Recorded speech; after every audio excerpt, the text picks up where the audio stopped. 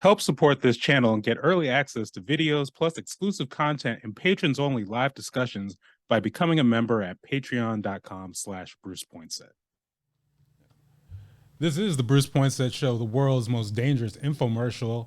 And we did this before. We're going to do another, every now and then we got to do a little media mashup. There's a lot happening in the news, and there's a lot of news about how the news is made that we got to talk about. Yep.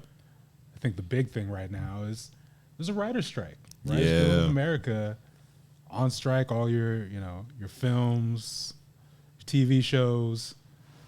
Maybe they're not, like if you watch late night shows, they're paused right now. They're done. But you're probably not going to feel, if you're just consuming, you're probably not going to feel the writer's strike for at least a few more months. Yeah.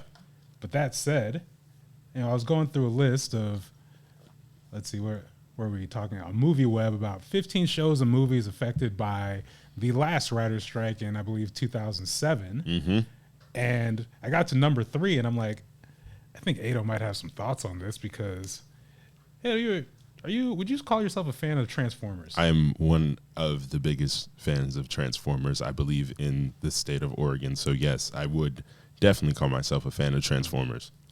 Yeah, so admittedly, I have not seen Transformers: Revenge of the Fallen, but I see it at number 3 on this list. And as we're talking, as we kind of like get into actually, let me back up before we get into Transformers: Revenge of the Fallen, just so people have kind of like a frame of reference on the writer's strike. Is basically the big sticking point right now is with streaming, the profits are going mostly to the CEOs. Right. They're trying to offer writers basically like day rates, underpaid, making it, making these jobs in these writers' rooms basically like gig employment. Right. And the writers aren't going for it. They do not like it. Also trying to keep AI out of writing, which I think makes a lot of sense because it's not, you're taking away a huge industry that we've been relying on since the beginning of entertainment. You can't do that. Yeah, like the creativity behind the writers and the things that, AI is ever evolving, but it's still got a long way to go to be able to anticipate the creativity of creative people. So exactly. we don't want, I'm sorry, I don't want to see a Chat GPT series. I'm good. I'm very good. You don't have to try and prove it to me. No. Anyway, I don't want to see it. Yeah. So with that said, there's a number of very notable casualties. I think about X-Men Origins Wolverine is terrible film. But terrible film. That's number 2 on this list. Number 3, Transformers: Revenge of the Fallen. Ado is someone who's a fan of the Transformers. How was that movie for you? Since I missed that. That is simultaneously one of my favorite and least favorite films of all time. I love it because I love Transformers and like it is a part of that history. I think I love it in the same way that deep cut Star Wars fans love The Phantom Menace because it is comedic and ridiculous. But I hate it because it is very clear. And like most of the live action Transformers movies aren't very good. Like they're just not very well written movies. But that one in particular, you can tell was deeply affected by the fact that there was like, it was like, I understand, from how I understand it, the director, who is a raging misogynist and someone who has a terrible sense of comedy and gives racist vibes, every week, because they didn't have a script, they just had like ideas, it was like he would come with new pages for the movie that they were currently filming and give them to the cast and crew. And it shows. Like the movie has like, I understand why Megan Fox left the series because like she is just sexualized throughout the whole movie. I understand the writing is terrible. There are 2 Transformers that you would think it would be very difficult to make giant alien robots extremely racist, but Michael Bay found a way. It is like gross. It is weird. The comedy is bad. The storyline does not make a lot of sense. Even as someone who knows a lot about nonsensical Transformers history, it just does not make sense. and it is so terrible. But it is a hilarious watch if you ever have the time. It's one of those movies that feels like, I think it's maybe only 2 hours, but it feels like you're there for 5. Whew. Good Lord. Yeah. So yeah, if people are wondering if you're watching, you see the strike, where you're like, so what? I don't write. I just consume this. Whatever happens, happens. This is the type of content you might be expecting soon, because what happens during the strike is obviously the writers are not writing, so they bring in what union terms would call scabs, or people who are willing to basically cross the picket line. Yep. Sometimes it's just the producers writing the stuff themselves. Sometimes it's just, again, people who their only entrance in is going to be taking this opportunity. Yep. And you can tell you can tell the difference. Oh, you can tell. You can very clearly tell. Yeah.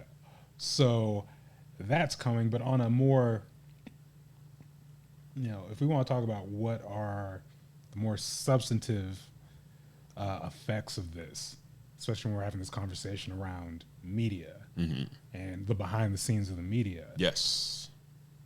Like, fighting for writers to be paid, and again, it's kind of like just a story about the importance of unions in general, and fighting for workers to make a living wage. Yeah. Like, it shouldn't, especially, I say this as someone who's a freelance writer in Portland. I'm not in Hollywood, but I understand it's almost jarring sometimes. Like, I listen to a lot of podcasts that are basically actors / writers who will be very transparent about the fact that the only reason they're doing this podcast for iHeart or The Ringer or somewhere is because, or I should say The Ringer, but Spotify, like these platforms, is because they're working gig jobs. Like, they're making the ends meet. They're doing this to raise their profile and to, again, make the money they need to survive, to live. And like, they're talking,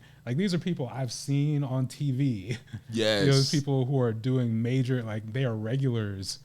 I listen to this podcast, Yo, Is This Racist? Tawny Newsome is a Star Trek regular now, and it's jarring listening to her talk about her work the same way sometimes it feels like I'm talking about what I do, again, as a freelance writer bouncing around in Portland.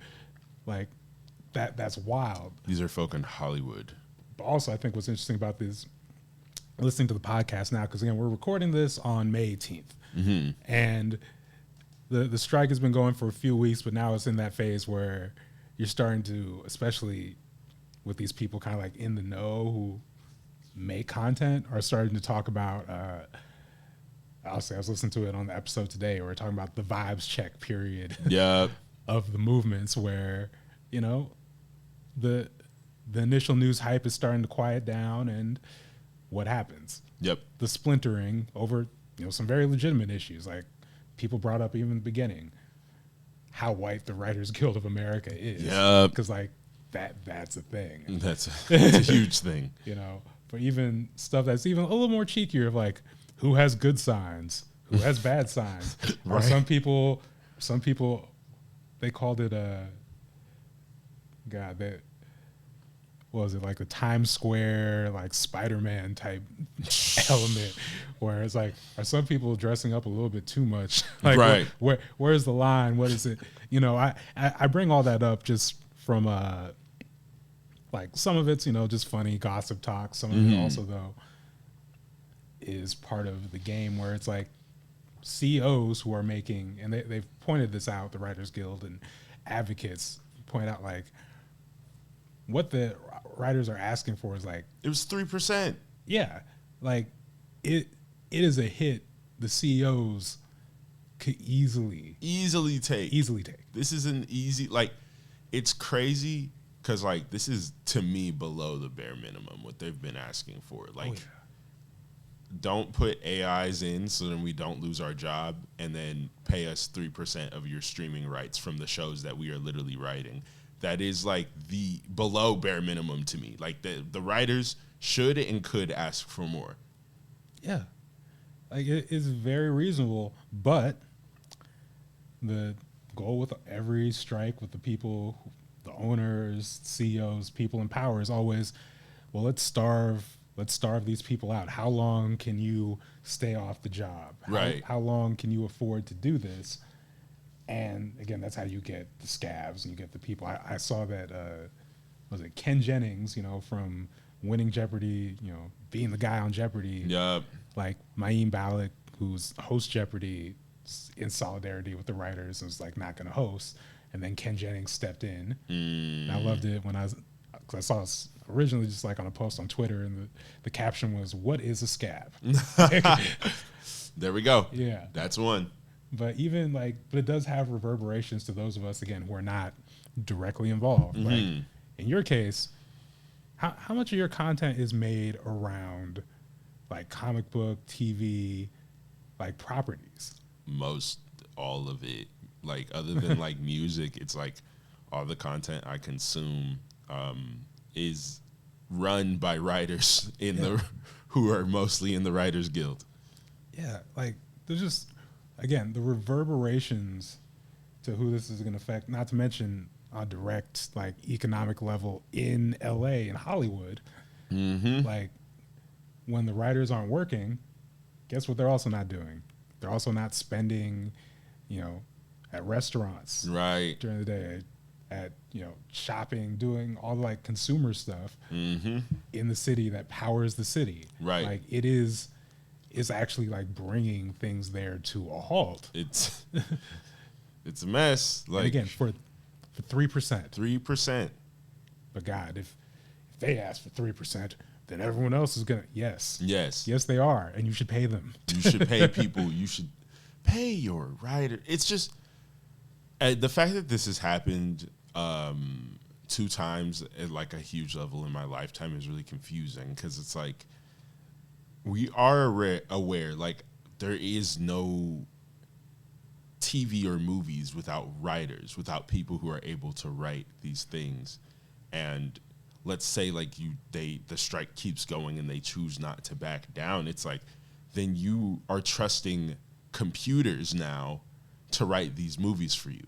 Like you have to trust computers, and like you might think that'll work, but it won't. It just like there's something about there's not enough ideas. There's not enough like we have writers for a reason, because they come up with the ideas. They write the scripts. They'll consult on a script. Like there's a lot that writers do that we don't always see. Mm-hmm. That's like you can't run this Hollywood thing without them. Like you just can't.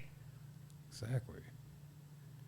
So, because I know a lot of people, their engagement with the writer's strike is going to be like seeing the posts on social media, seeing like, the like famous actors who are standing in solidarity with the writers. And kind of like the thing that happens internally with a lot of people is like, oh, screw that famous person, that celeb, whatever. Right. Type thing. And they don't think it's relatable, but like you said, it's one, it reverberates into like all the stuff that we do. Right. But then also at the heart of it, we're talking about jobs. We're talking about being able to make a living wage. Like we don't live in a world yet where, or in a country even, where we have, all the safety net stuff in place, where we have universal basic income, where we have things that make sure people are taken care of. Right. So all this like forcing people into, gig work that shouldn't be gig work, or as just to like move on from the strike, seeing mass layoffs. So like a thing that has just been really, really concerning to me. And I think the most recent ones, because this, again, it's not just media, obviously, it's happening all across industries. The board. But it's like Vice News, BuzzFeed News, MTV News, all just shuttered. Or Vice News Tonight, I should say. And it's like, admittedly, like I haven't watched MTV News or like consumed MTV News content in God knows how years. Long. I used to watch Vice News TV, but Yeah, just and like they do a really good job, but just haven't watched in years. And BuzzFeed News has always been just kind of like, if they happen to be covering something, I'll get there. Worthwhile. So people say, well, why? If you don't even consume these, why do you care? One, because mass layoffs means masses of people out of work. Losing their jobs.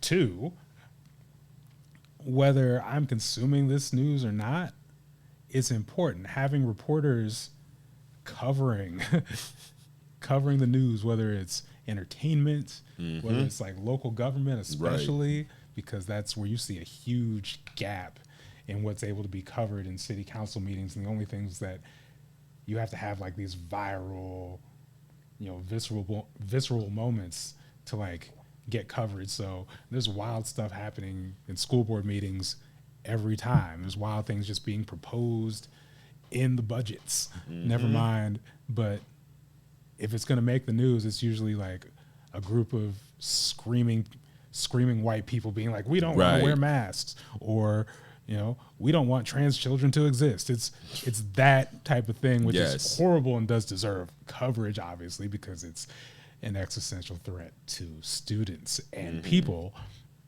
But these decisions that affect people, these decisions to say, oh, like PPS trying to bring back cops into schools after they just finally pulled them out. All this stuff goes under the radar, and you need reporters, and not just. I think people don't take these jobs seriously, and that's the thing that bothers me. But even though we see the effects, we need, because it shouldn't just be on volunteers. Yeah, absolutely. Even if you're the most well-intentioned person, you're gonna burn out because you're dealing with so much, trying to cover this and all the stuff that goes into it. It's work. Yeah, it's a job. Like, it's a full-time job where you should be receiving a livable wage and benefits like other jobs. Like your other jobs. It's that simple. And again, it's covering stuff that's important. But of course, that's not what we're seeing. We're seeing massive layoffs. We're seeing, I don't want to be mad at people for, especially like on social media, just like having this like, I want to call it this affair with ChatGPT. Even though, I don't know. It's, on one hand, you have the people saying, hey, we can't, this AI is going too far, but you also have a lot of people who are like, actually, ChatGPT is kind of fun. Actually, it does. I've had people tell me, like, hey, it actually does help me. I get stuck with writing, and it helps me fill out the thoughts. And it's like, and I get that. So I'm not trying to be here like we have to ban AI, because the reality is that's not how it works. It's not how it's going to go either. Like, consumers, again, we allude to just the people playing around, whether it's ChatGPT, whether it's the AI art thing that was happening. Before that, if it's just, convenience apps, whether it's like Uber, DoorDash, whatever, we know that from a consumer standpoint, people like convenience and ease. I like self-checkout. I'm sorry. I realized I was part of the problem. Yeah. But also, and from the ownership CEO standpoint, if they can pay less people salaries and benefits, and they can cut their bottom line, they like it too. They will do it immediately. So the idea that we're just going to ban AI, like, I get where people are coming from. I empathize with the position. It's just, it's not going to happen, and you're going to find yourself spending more time fighting with your friends than the owners or CEOs making these decisions. Right. If you really try and push for it. I'm not trying to discourage people, but I'm just being real. That said, absolutely, it can't just be.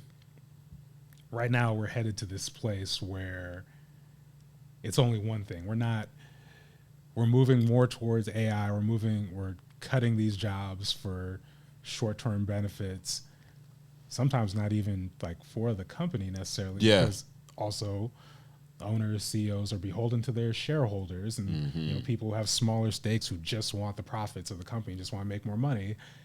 You can do that. And like I was reading an article in Al Jazeera about that in the financial industry, where, again, like some of the decisions they're making aren't even good for the banks, but they are structurally beholden to their shareholders.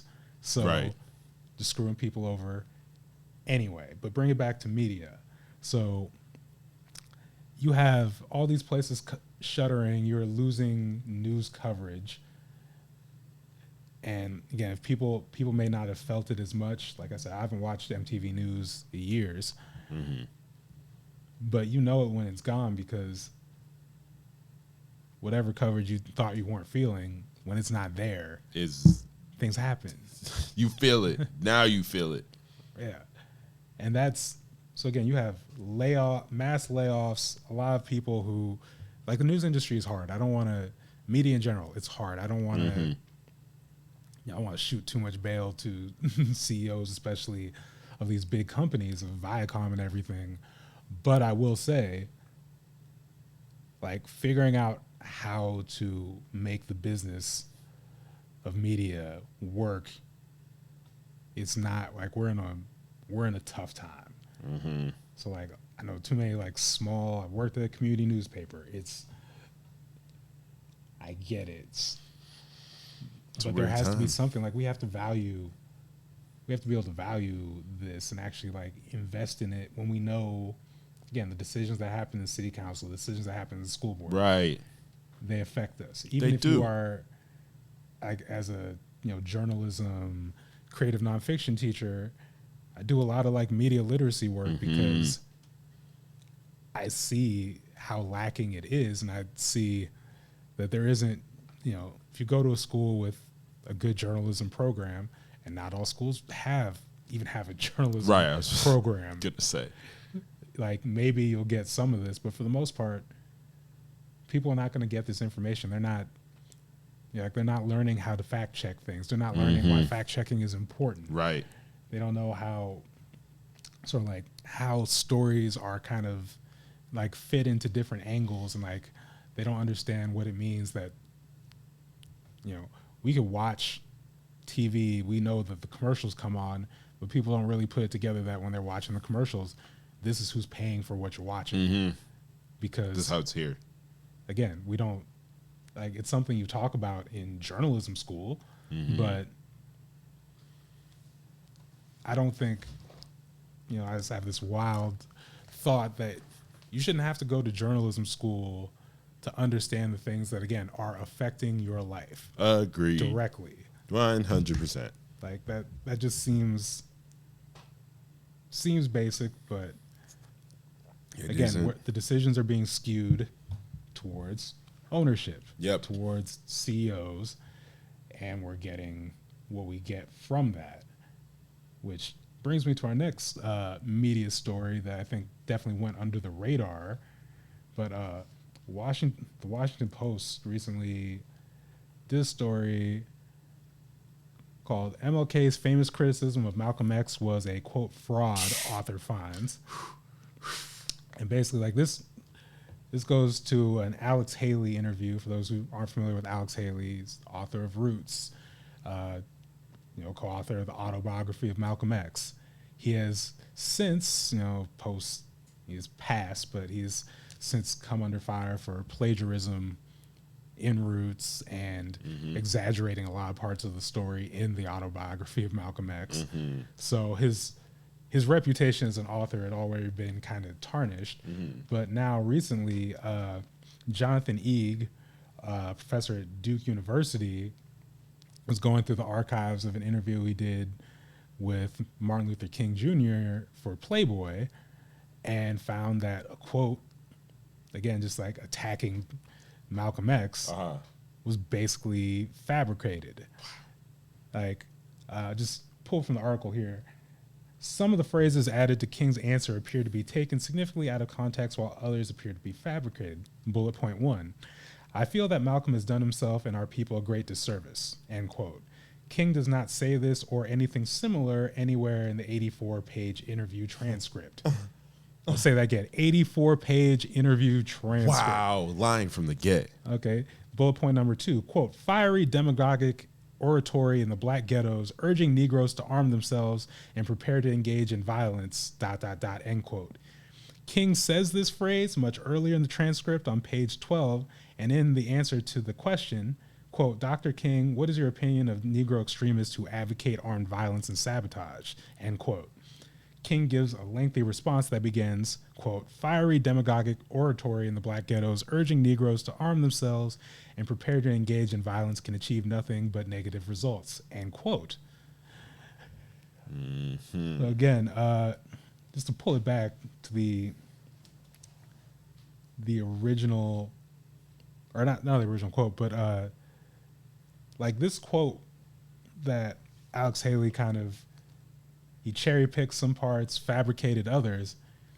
This has been used as part of like the scholarship on the divide between Malcolm X and Martin Luther King, and sort of like the more traditional, respectable, quote unquote, civil rights movement and like Black Power movements. So like it's not a small thing. Definitely heard they hated each other because of school. Yeah. So this thing that is kind of like helped fuel, and like let's be real, like Malcolm X has said did say in interviews some wild stuff about MLK. Like it's not like they were just the best of friends and people completely lied. Mm-hmm. That said, lying on Dr. King to make it worse in Playboy is wow. Yeah. That's great. 84 pages. And that's whack. That's very whack. Yes. And there was another part of this that gave me pause because Alex Haley also, further scholarship on his life determined like he was dealing with a lot of like financial struggles, and that may have been one of the reasons that he chose to did what he did. Emphasize. In fact, I'll take directly from the article. Haley, who spent much of his life struggling to pay bills, may have decided to emphasize or exaggerate King's and Malcolm X's differences to increase his public profile, Joseph suggested. So, we talked about strike. We talked about mass layoffs. Mm-hmm. These things are all directly related. Mm-hmm. When we look at, I want people watching this to even think about some of the news we consume today. Like when black people are not a monolith, black leaders are not a monolith, right? And there are definitely a lot of people with differences. But when you look at like how those differences are exploited, especially in this social media, YouTube space, and the fact that like we know that like internet drama is something that people lean into. Absolutely. For the viewership, for the followers, for the subscriptions. Like we're talking about the old school version of that, but it's the same thing. And it all comes back to just making money to, put food on your plate because you don't have that security. Right. So even if you'll do something that is not just harming like the people directly mentioned, but could be like harming black people as a whole for, in this case, generations. Right. Because the money is that desperate. Like that speaks volumes. That's a lot. That speaks a lot. So, again, I highly encourage people to look up that story in the Washington Post. And,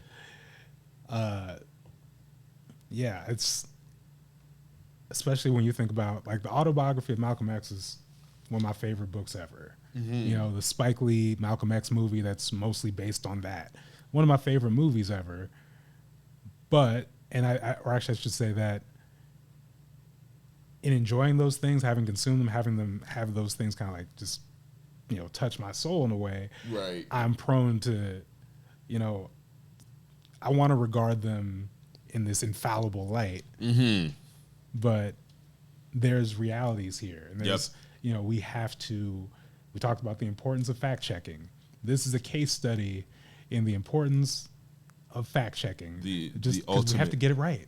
The ultimate anecdote for fact checking. Just check your facts, y'all. Just check them. Yes. So I talk about why do we need media literacy in schools? I don't know, because an act of not fact checking can literally affect people for generations. Mm-hmm. And let's bounce over, going from Malcolm and Martin to white nonsense. Let's go. The classic. Anything. So the Daily Loud, I don't follow them, but they're one of those hip hop media platforms, aggregators, something like that. And they were in the news recently because they put out apparently false update on Jamie Foxx being, I think they said like the family's preparing for the worst. Mm-hmm. Yep. And then the daughter, I want to say, came out and was like, this is false. My dad's been home for like 2 weeks. Yeah. And then I was like, Kev on Stage did kind of like a post really talking about just how, the Daily Loud is white owned.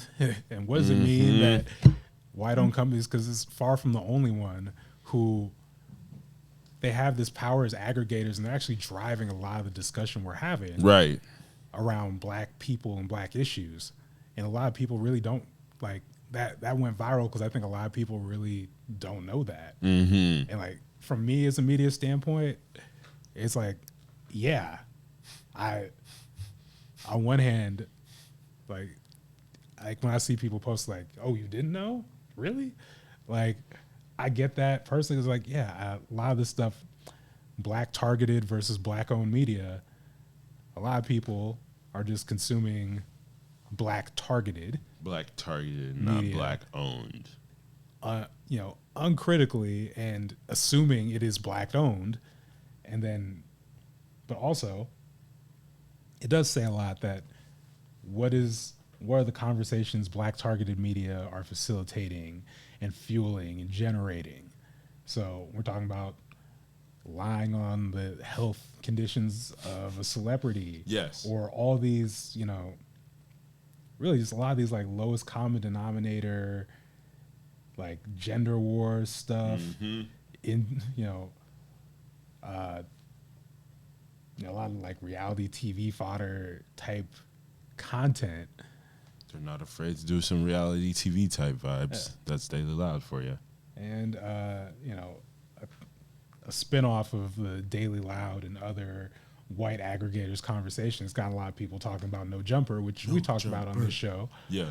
Again, platform by Adam22, started actually with interesting, good intentions. I know I'm not even going to say good intentions, knowing all the stuff he does, but it started off with a good concept of like, hey, we're gonna platform like artists who are like on the cusp but haven't like gained that national following. This is going to be the space where you're going to see some of their first interviews before they blow up. Great, but what was the content? It was TMZ trash, like lowest common denominator. Some of the worst interviews and like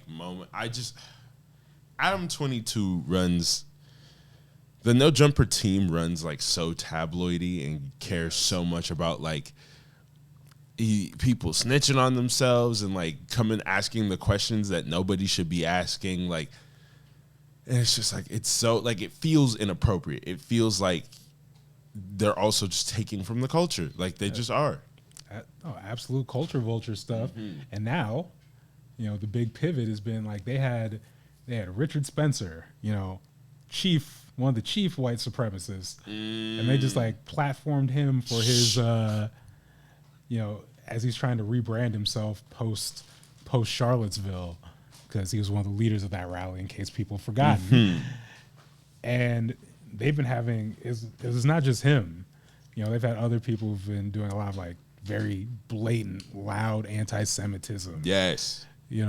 Loud white supremacist content. That's what he's been doing. He's made that pivot.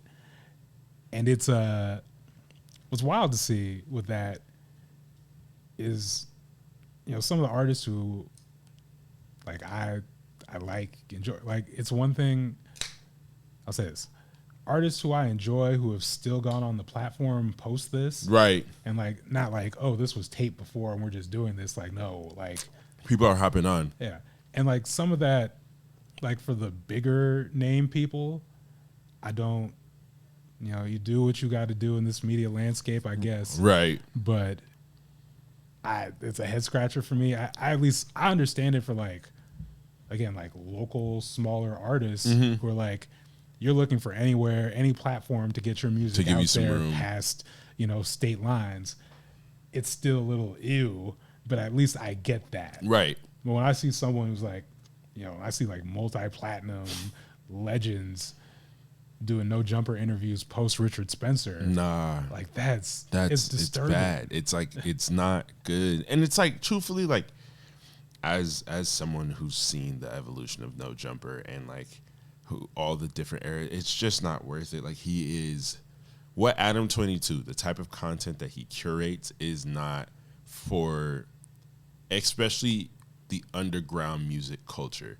And we see that now because there's multiple other channels that underground music fans enjoy that are doing what he does, but in a respectful manner. Yeah. Like, truthfully respectful to the artist and respectful to the audience. Yeah. And like, I'm just gonna say this because I want people to, again, consume critically, consume thoughtfully. But part of it, I gotta ask the questions like, why is it, especially when people don't actually know that these are like white-owned companies, right?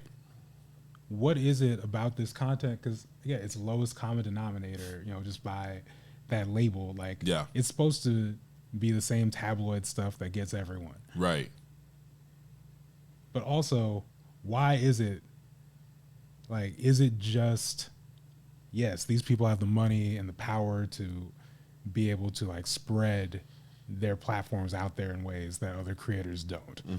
That's very real. Right. The algorithm, it's made by a lot of like white tech companies. Yes. Like, it's in line with a lot of the people making this content, so it's going to work for them.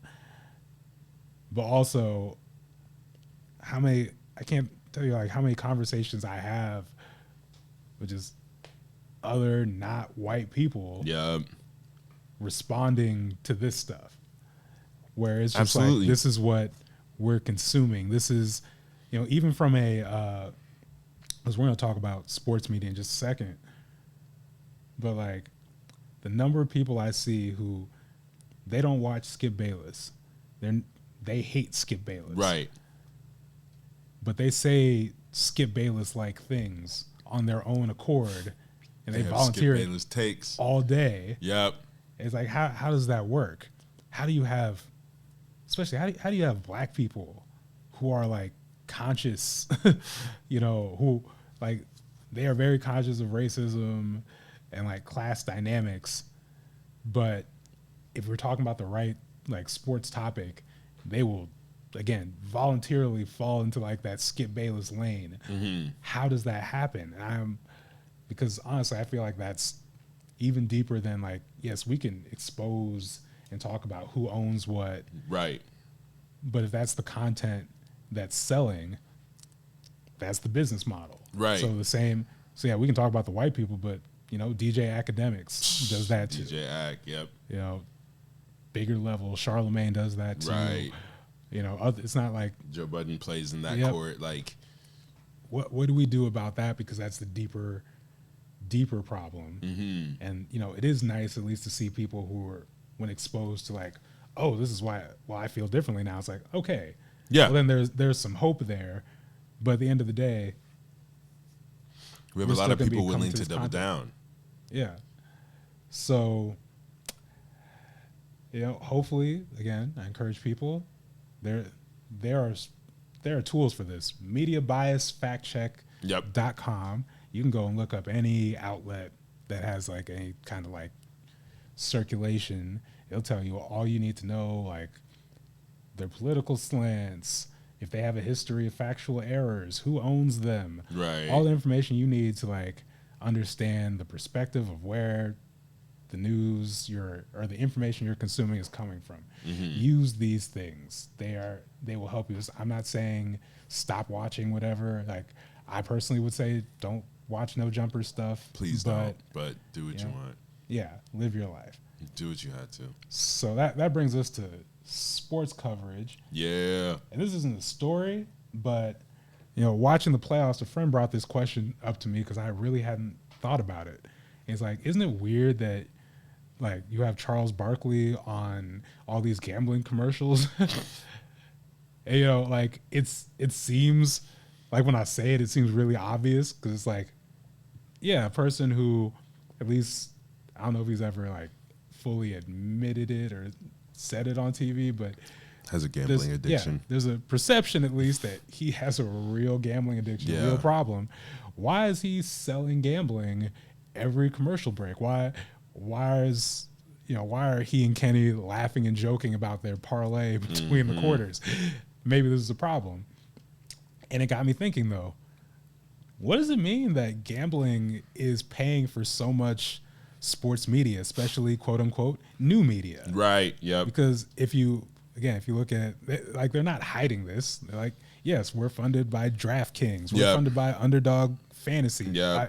They just did an interview with Rasheed Wallace and Bonzi Wells for basically like on the Jailblazers era for Underdog Fantasy. And part of it was an interview about that. And part of it was also very much like an informal promo / like rallying cry to make the Jailblazers documentary that people have been talking about in Portland. Right. As like on one hand, because like it's actually a really good interview. It was good content. And I actually would like to see that documentary. I agree. Same here. But also, yeah, what does it mean that so much of this, because it's like the new media, old media, ESPN, TNT, now that like sports betting has been legalized, like it is everywhere. It is on go. It is in your face. It is each time. And, thankfully, I have my vices. Gambling is not one of them. So same here. Some of the things I wouldn't think about, even just the idea of like how absurd it is that Charles Barkley is in all these commercials. Right. Like, it's like, yeah, whatever. We've legalized sports betting. It's everywhere. But like there are one for people who are dealing with gambling addiction. Like it's a free-for-all thrown in your face that seems makes it mad accessible. Yeah, it seems like it could be harmful in some ways. Yeah. But also, like we talk about, media is hard. Making the money work is hard. Yes. So when you can find a source, and gambling is also very profitable. So when you can find that source to pay for it, you can get different things. You can get, maybe you get this Jailblazers documentary. You get, I look at people like Rasheed Wallace and Kevin Garnett, who, for better or worse, it feels like partnerships with these gambling platforms have actually figured out how to like utilize their personalities on screen in a way that TNT and ESPN really just couldn't do. So like that is a very tangible thing. It's just, again, it's gambling. Like that it is, at the end of the day, something that is an addictive process for a lot of people. And that is also like, I don't know if we've spent time talking about this, but like gambling then now makes bribing that much easier in the sports world. That, and like, not to speak down on anyone, because I don't know who would or who wouldn't, but it's like there are for sure players in every league across the board that will take bribe money over a championship or over anything. Like people will throw games, people will throw matches, like for money. They will. Yeah, like it's affecting the integrity. It got very real effects on the integrity of the sport. Right. Have very real effects on just people dealing with gambling addiction, and it's just not. It's very clearly. I don't know. I try and compare it to like other, who else is sponsoring this thing. So you see a lot of alcohol commercials, right? And like, so I compare it with that as like, how much do they have the drink responsibly versus gamble responsibly, or like how is that even emphasized? Right. Is it close? Like even if that, and does that, the way it's put out there, does that matter? If it's like one very quick drink responsibly in, you know, in lettering, but it's just a fun party, Right. right? What's the message you're gonna get? So it is an interesting thing to see with the landscape Yeah. and to Definitely see where things are going. Mm-hmm. Which brings me to, and we've talked about this before when we had Max Smith in studio about the Cam and Mace sports show. Yeah. Because I look at the flip side of like, okay, if you're not being funded by the traditional sources, you're not on TV, and you're not new media that's being fueled by sports betting, Right. then how are you getting it made? So if you watch It Is What It Is, which is the Cam and May sports show, you'll notice that the commercial breaks, they're selling dick pills. Yeah. Like they're full, unabashed pink power horse. Yep. Cam music, like it's the same commercials except with black people and Cameron music. Yeah. Yep. And some of them are kind of low key hilarious. I'm not gonna lie, but like they're also very like commercials I used to make fun of for years with God, what was there's one that used to be on ESPN all the time. It's like text hard for your free sample. Yeah. Stuff. It is that exact. We're now seeing Cam and Mace do the same thing. Yeah.